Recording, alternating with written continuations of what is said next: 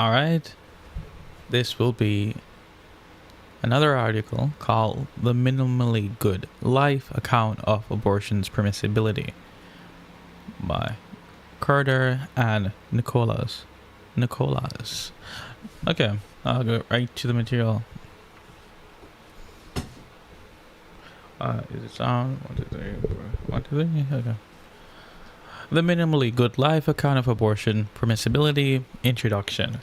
As the United States Supreme Court overturned Roe v. Wade, thousands of people took to the street to protest, blah, blah, blah. I'm just going to skip to the philosophy part, okay? The morals and stuff like that. I don't care for much. So we know about Jarvis Thompson, famous on this case, Baliatani. However, assuming the fetus has full moral status when abortion is done, blah, blah, blah. So after explaining the account, so they're talking about, we examine them and conclude. So after explaining our account of what we owe others as a basic minimum, considering its application to the case of abortion, we explain its advantage over main alternatives.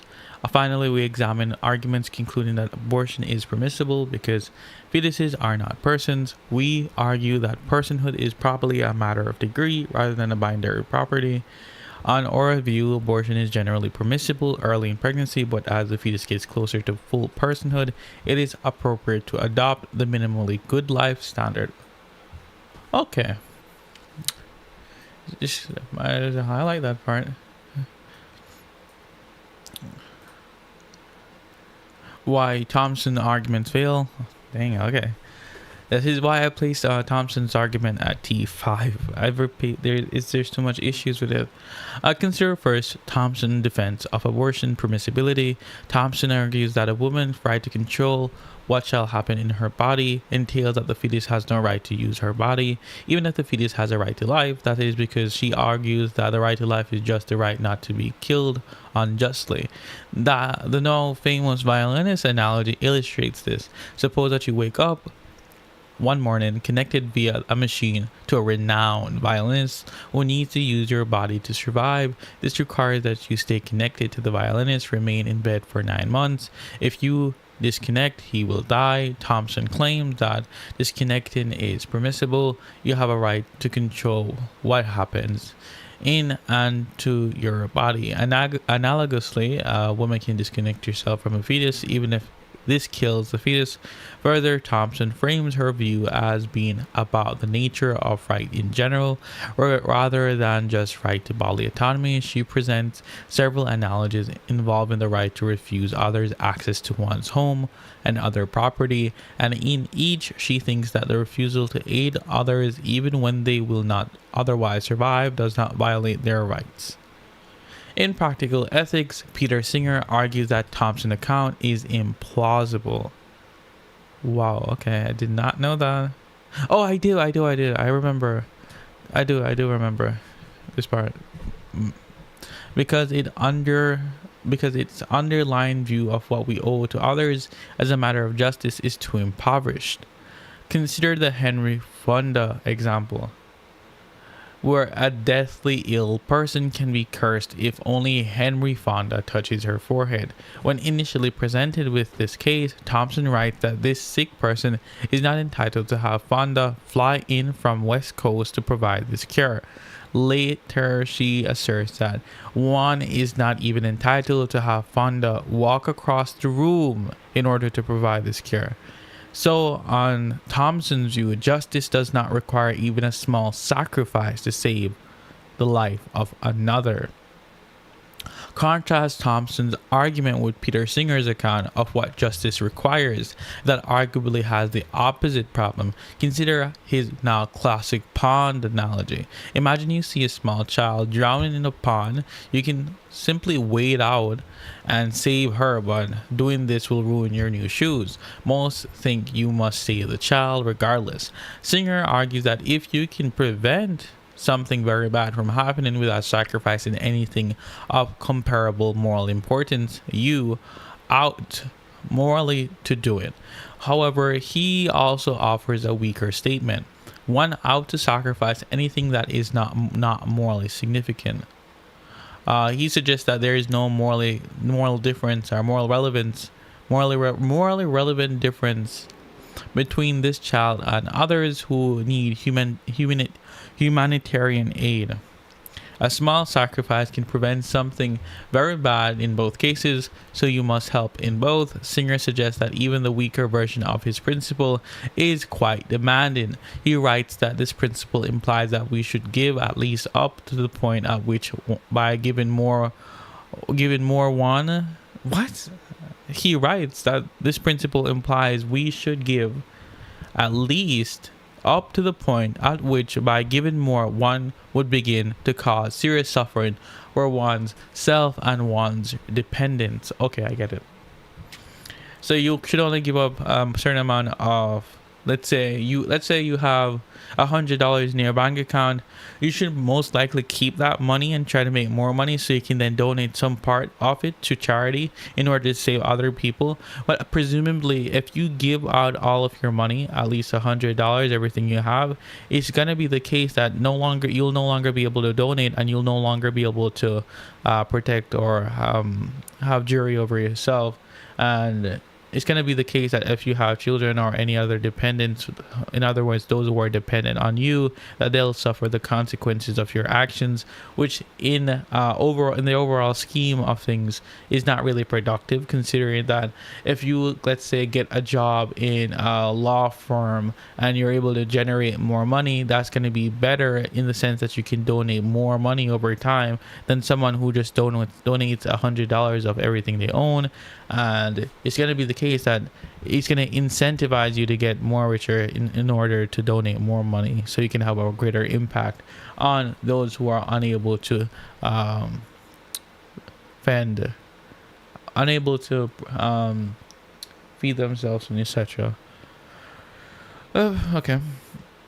Singer suggests that even weaker versions of his principle is quite demanding. He writes that this principle implies we should give at least up to the point at which by giving more one would begin to cause serious suffering to themselves or to their dependents.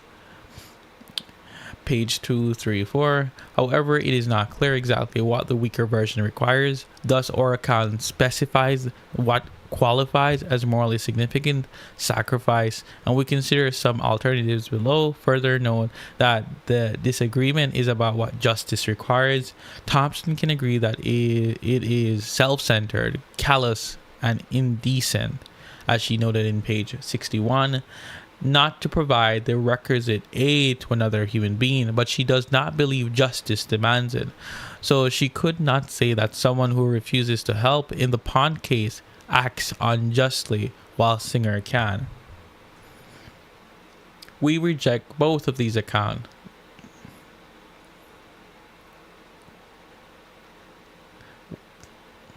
You reject Singer's account of justice?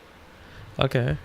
We reject both of these accounts of what aid justice demands and endorse a view between the two extremes. That is, we think Thompson's view does not demand enough, that people have a right to live or life-saving aid, among other rights, especially when the aid requires minimalist cost. On the other hand, we believe that Singer's stronger principle demands too much. We do not always have to sacrifice everything that is not significant nor comparable to the suffering others will endure without aid.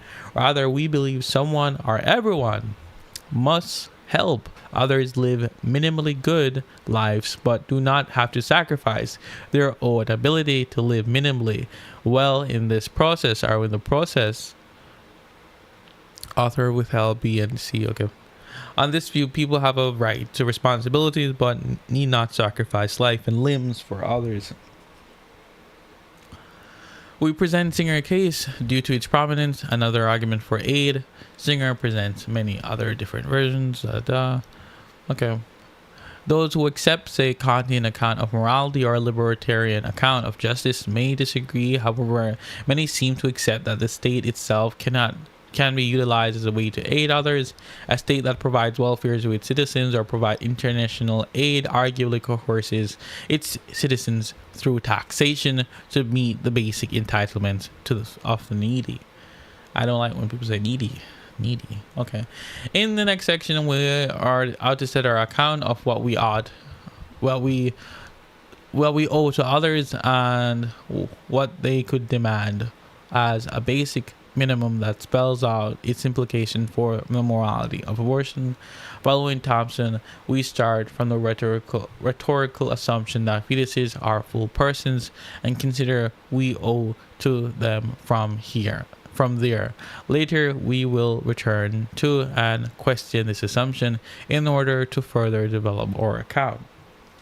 The minimally good life account of abortion's permissibility. We believe that everyone has a right to live minimally well, so no one must sacrifice one's ability to live well enough, even if it means saving another's life.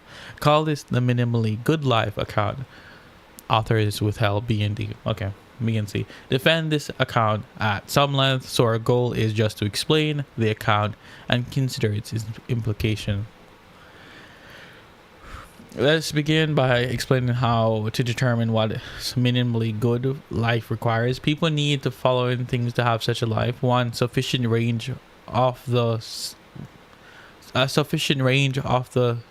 second fundamental condition that three are required and perhaps important for securely obtaining those meaningfully pursuits, relationships, pleasures, knowledge, appreciation, and worthwhile activities that six, a carefree and responsible person should set as minimal standard to justify. Let me see some. Okay, he's right. Okay, minimal standard to justify aspiration. Consider each component of this argument in turn. The range for securing the fundamental condition for a minimally good life must be set such that a minimally good life falls somewhere between an explanatory life and a life that just barely worth it. The fundamental conditions required to secure what is necessary for a minimally good life are both internal and external, natural and social. While one needs the ability to meet one's material needs, one also requires autonomy, liberty, basic capacities, and institutions to secure those things to make life minimally good. Conditions are required for securing a minimally good life. One cannot secure such a life without them. I mean, you probably could create a hypothetical person who could plausibly live a life that's good without that. I mean, it depends on what you mean by good. I mean, if good just means in the sense of prudential value, then good is going to be whatever someone sets their value to be. So if good is recognized to be, let's say, drinking alcohol, then good is going to align with their prudential value. I mean, it's not going to align with their future well-being, but it's going to align with what they value in a proportional sense. I mean, maybe I'm wrong. I should look at. I don't know. I don't connect. My connection. Oh, there you go. Accept that. I'm being my means in my lightsaber. Oh. Okay, what am I? Okay. I swear I was gonna read that part of the article that talks about. Oh,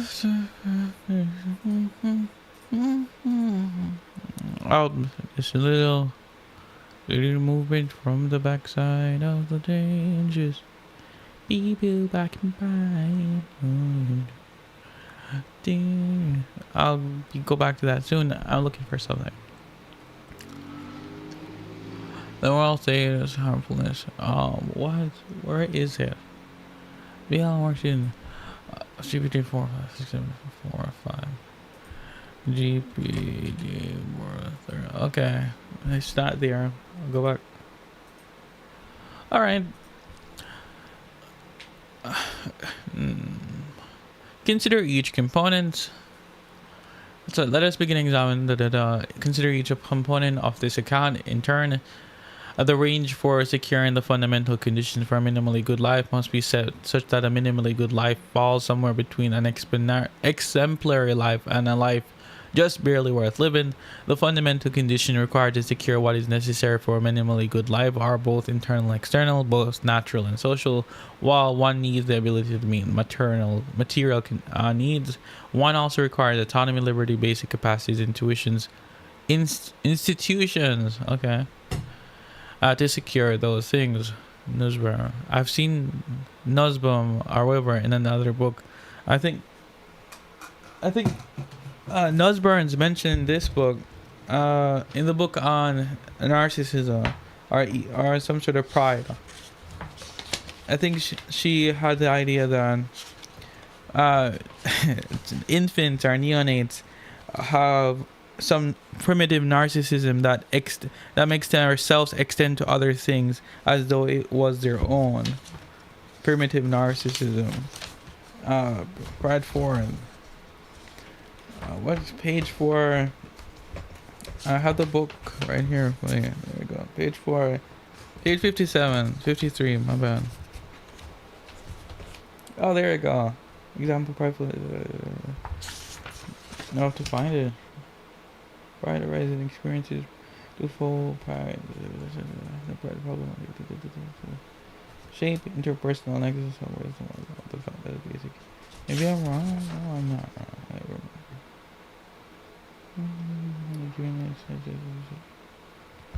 I'll look for it later. But I can just search it up since I have the internet in front of me. Primitive narcissism.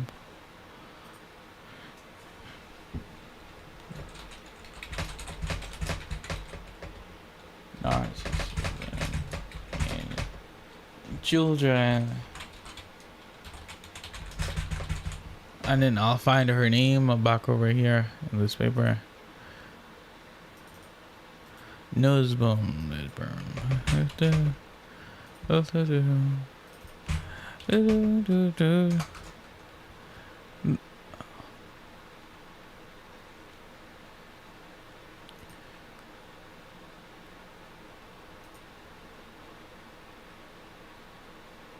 Maybe am I sure I'm wrong? I'm not wrong. I kind of primitive narcissism.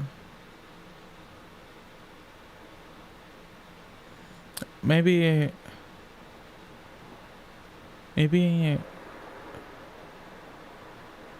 oh, there I go. I was like, I almost questioned if I can't recall. Nussbaum's theory, Nussbaum, I don't know, describes the Nussbaum account of development of children in relationship to primitive shame. How can shame be mishandled? How do children experience it underdeveloped?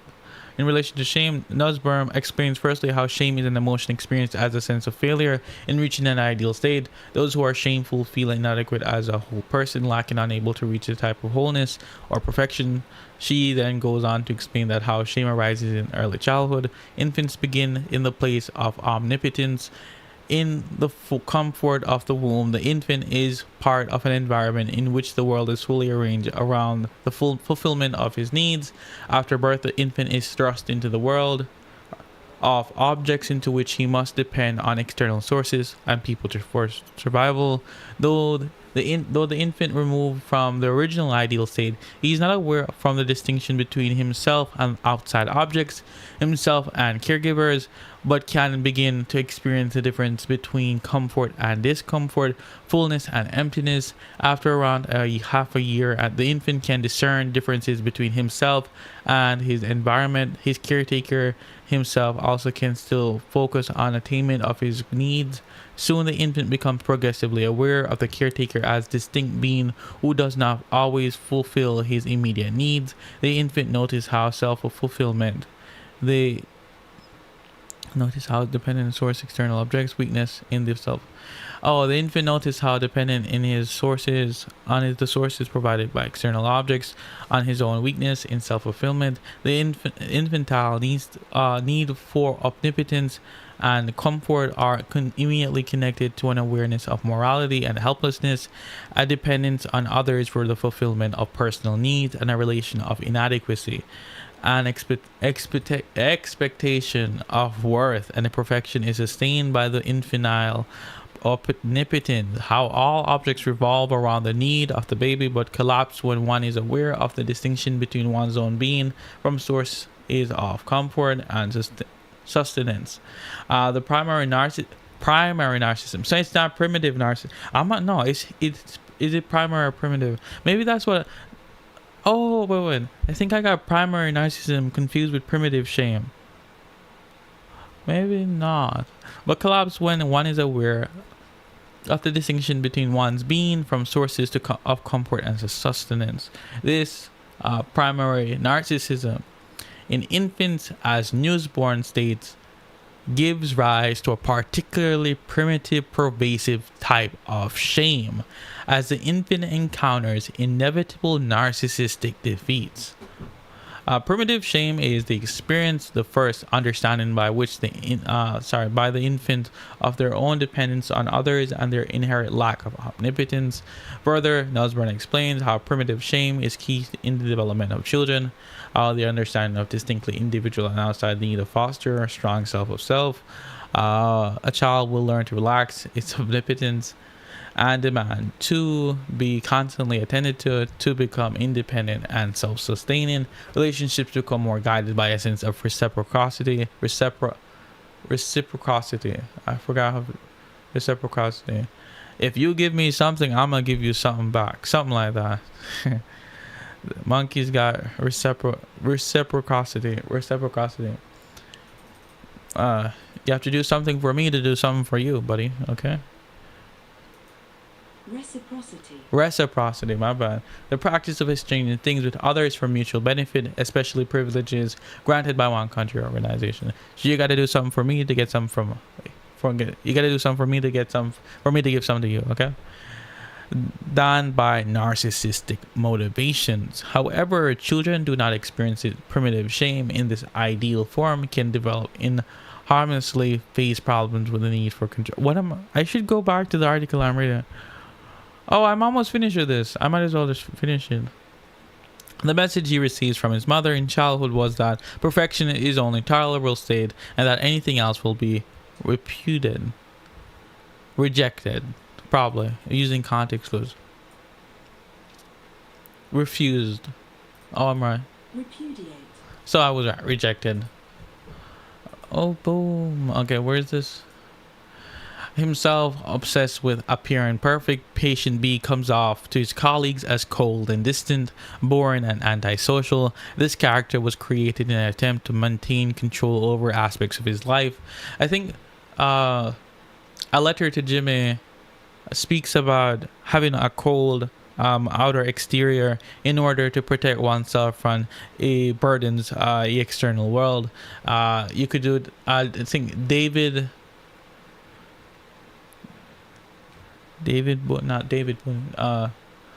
Baldwin, that's going to be James Baldwin's father, is depicted as one cold person because it pressures African American life within those times were terribly difficult. He became cold and closed off to certain people, and he became closed and turned to his Bible in order to suffocate outside pressures to which he and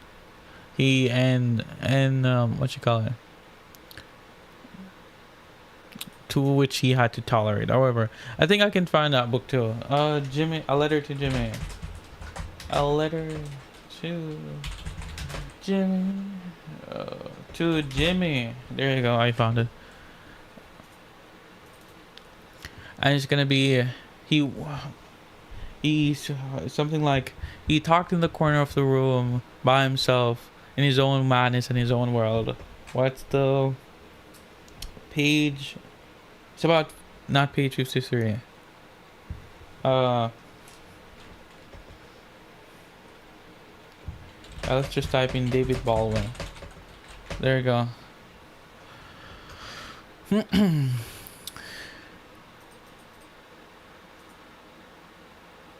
Oh, I highlighted them. Wait, is the red it? But to your own father, you mentioned him. Express with tender pride. David is a black and doesn't realize it. He's beautiful. David, a monster from the room. Dude, this is such a good book. Like, this is insanely good book. I think this is one of the best writing. This man set up, here's the exact quote. This man set up barriers between himself and others. He has difficulty maintaining close relationships with his friends, who one by one distance themselves from him little by little. He is sick for years, but this illness from which he suffers is far from being physical. Ever everything happened in his head, in his mind, to the point that you can no longer grasp the internal pain of a being who slides into the most extreme paranoia, stands in front of the window for hours reciting prayers and humming religious songs. It is this distant celestial world that he feels best. From this point forward, his hatred is out in the open. One might even say that he resents his 9 children, resents their entry into this repulsive world that does not acknowledge him, and that the Lord will make everything disappear. The paranoia reaches its peak when he begins to refuse to eat at home, convinced that his own family is plotting to poison him. Oh my god, that's chills, insane writing skills. Insane. So I think it's almost exactly how it's written here, in the sense that you have a cold, distant human being who is antisocial. So himself obsessed with appearing perfect, patient Bede comes off to his colleagues as a cold, distant, boring, and antisocial. This character was created in an attempt to maintain control over aspects of his life.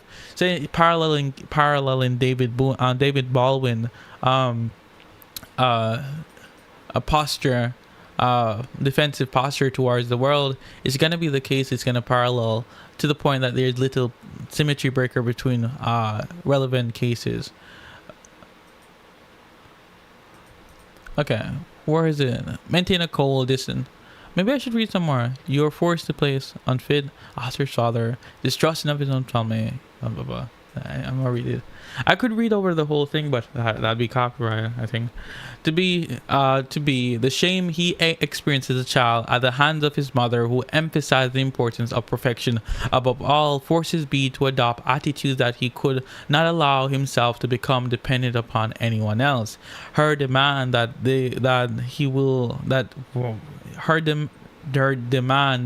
he be without need, without dependence upon anyone else, exturbated. No, I know what this is. When you increase the probability of something happen, or increase the capacity of someone's already baseline thing. I can exacerbate. There you go. I got it. Exacerbate. What do you mean? Exacerbate. Nah, come on. AI is not. Google's not pronouncing this right. Exacerbate. No, is it like that's more exacerbate? Exacerbate. It's not exacerbate. Come on. Exacerbate. I don't like that pronunciation. Okay, exacerbate. The element of primitive shame in B is psych, and created a psychological pain. I mean, in the case of David Bowden, it's not going to be the case that some mother. I mean, you could probably, if you read through that one book by Zizek, I think it's called Fantasy. No. Oh, there. The Plague of Fantasies. Which page? Oh, I should probably turn my screen so it doesn't look like I'm on one thing. But I'd have to change things up. Give me a second. Okay, turn this off then. Play.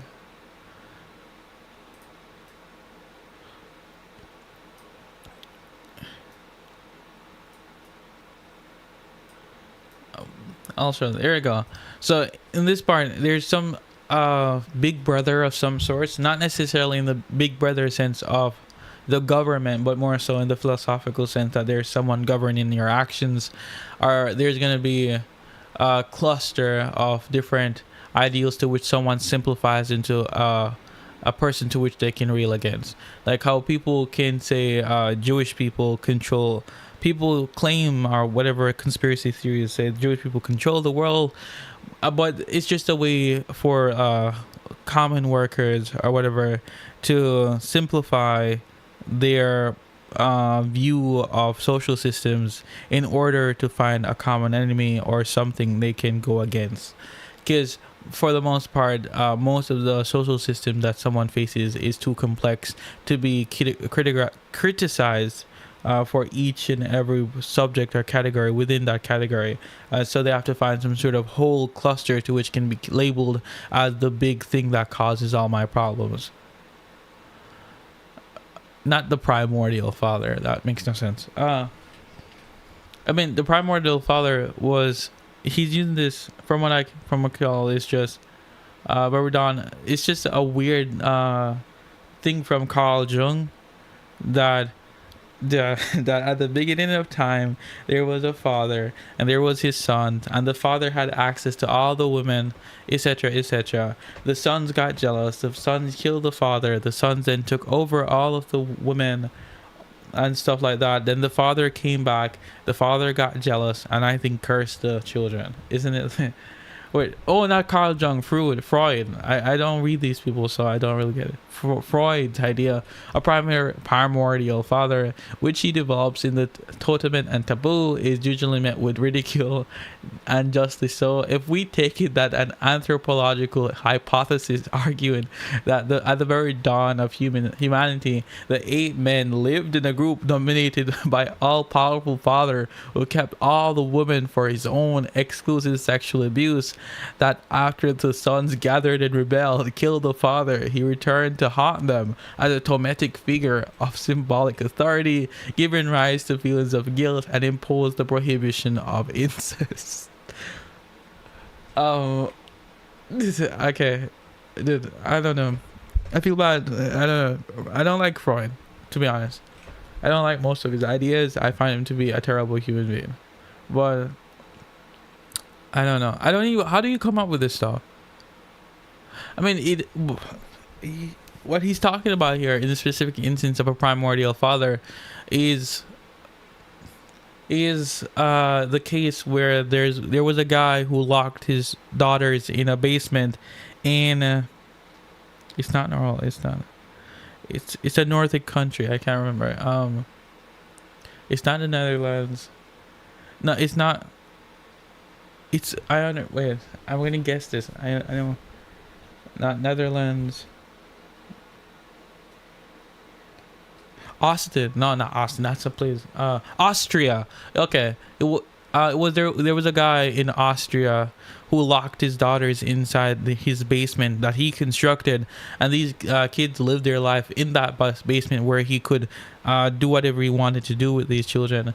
And his reasoning was that the world was much harsher, and in a way he was protecting them from the outside world. And he also said, I think he said in this book, what I was doing really wrong. I sure I sexually exploited children and stuff like that, but I could have killed them. That was his justification for his terrible deeds. And you think the dude's still alive, by the way. He looks like a comical villain. Austria. Wait, my screen.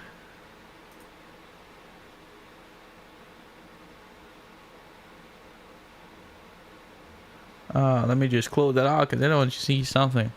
Austria. Guy locks kids in basement. Locks children.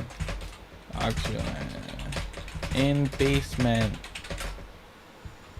Joe Frizzle. There you go. Austrian man who locked his daughter in a basement for 24 years and fathered 7 children with her could apply for early release. So this guy is gonna be released soon. Dude, that's insane. He's gonna be released soon. Did he get released? There's no way he got released. No way. That's insane. Oh. No way.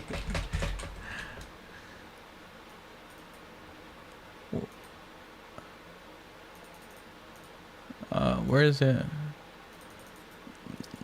Okay, wrong one. Fritzl released it.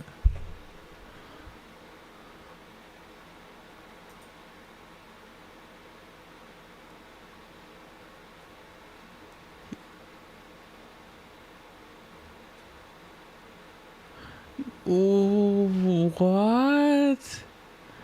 He's gonna be released next year. Ah, okay.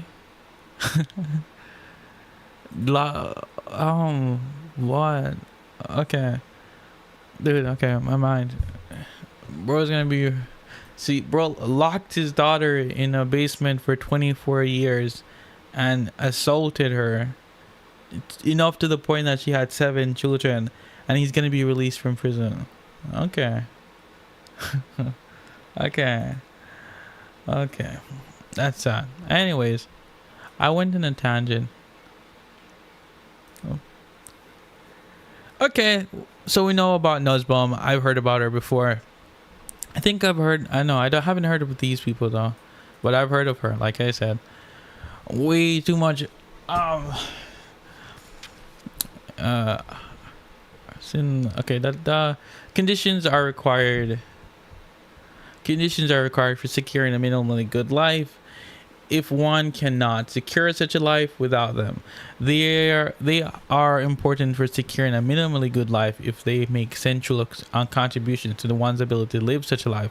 One has security in obtaining the conditions for a minimally good life when one can obtain them without severe difficulty, when one is not at significant risk of losing them. The requisite security includes a right to bodily integrity, as without protection against outside incursion against one's body, one lacks the safety and security necessary to develop and follow through on life plans. Even if one's integrity is never actually violated, fear and anxiety associated with potential interference with one's bodily integrity can undermine one's ability to live well enough. The thing that makes life's minimally good include but are not limited to meaningful relationships, knowledge, appreciation, pleasures, and worthwhile activities. Further, one also requires recognition and respect from others to protect their dignity or equal moral status in order to live a minimally good life. Condition 6. Articulate a standard for determining what lives are minimally good. The account provides a coherent picture which justifies adopting 1 to 5 reasonable people are those who desire to establish fair relationships with others on mutually agreeable grounds or terms. Further, they are willing to compromise and set aside their own interests to achieve this goal. Caring people are those who recognize the diverse interests of others as legitimate and work to promote those interests as in proportion to their weight. Further, they emphasize with others to gain a better understanding of them. Nussbaum, 2006. I mean, Nussbaum, I probably should read some of their work. I don't know if it's a girl or boy or whatever it is. I should probably read some of their work. They pop up, like, I think they've been named in every book I've ever read. Well, no, Zizek probably doesn't name her. Come on. Does she? Does? No. Nah, never mind. I can't. But I think Nussbaum is American. She's a... Oh, yeah, I did watch some of her videos. I didn't like one of her videos. On I think the book of Job or Job or whatever. I watched that one, but no, I actually liked it because she was talking about the comforters. The comforters came to comfort Job, that there's gonna be some meaning to Job's suffering, and that maybe he had done something wrong to which God has punished him for. And then I think this goes over, I don't know what he says. I think she definitely says, or some part says, that Job in the end didn't do anything wrong, at least according to the story of Job, and she said that. So what the comforters were saying were absolutely wrong. They were trying to find a way to blame Job for something he was not blamable for. I had no blameworthy on this in that cause, but I think Zizek then made his own book, or point in his book, that all the comforters lied to him. God came down and then said to Job that, hey, I punished you for no reason, ha ha ha. Dude, that's why I like reading Zizek. Not because I like it's not because I'm interested in, okay, I'm interested in his ideas because he's a manic. He's an interesting human being. He's unique in his own way. But like I don't read Zizek to learn about Lacan or objectivity or any of that stuff, or Hegel or Heidegger or any of those people. I try to read a book from Hegel, but I don't think it matches any of my interest. I think I'm more into that harm normative stuff. Like I don't really understand what, like I tried to read a book that was supposed to interpret Hegel's work, but I just got confused, and I just never went back to it. That was when I was like 16 or 17. I mean, if I probably spent some time reading it, I probably understand it, but I don't think, like, I'll check right now. Maybe I don't know that kind of Hegel.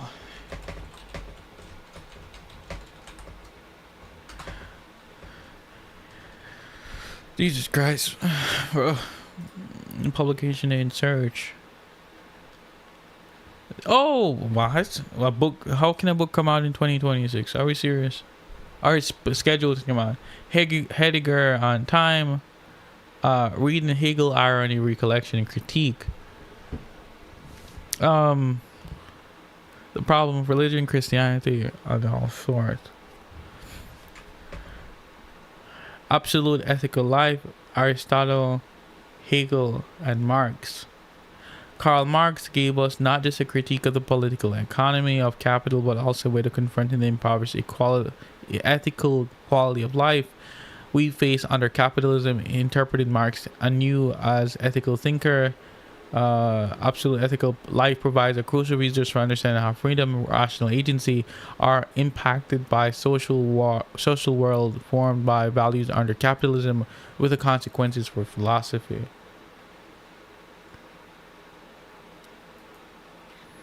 I'm interested. Freedom, rational agency, with consequence for philosophy. Michael Lazarus, situated Marx, Hannah Arendt. I mean, I'll keep it. Maybe I'll visit it soon. I don't know. I don't know. I don't have any interest in reading anything about capitalism. At the moment, I only know the base knowledge. Is it possible? I said without any kind of phones, like no phones at all.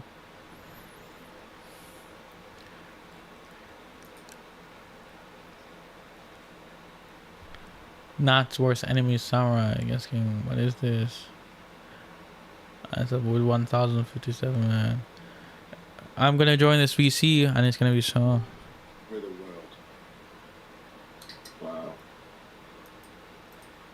That's magical. I actually had a really interesting dream last night. You guys know the movie, the hit movie, one of the greatest movies of all time, The Thing? Mm-hmm. The Thing was where I lived, except it was like a little worm that would possess things. And I had to go hunt it and kill it. And it possessed one of my cats, and I blew its head off. And I won. And then I woke up. Wow. This is what Jet knows.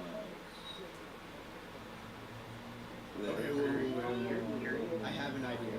I would have dreams where I would like kill someone or something, and someone would be like, "That's illegal," and call the cops, and then I'd be like, "Oh yeah," and wake up.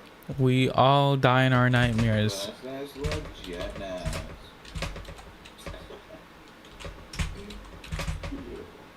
We all die in your nightmares. Yep. And the airplane. No! Oh, you goofball. Oh, you goofball.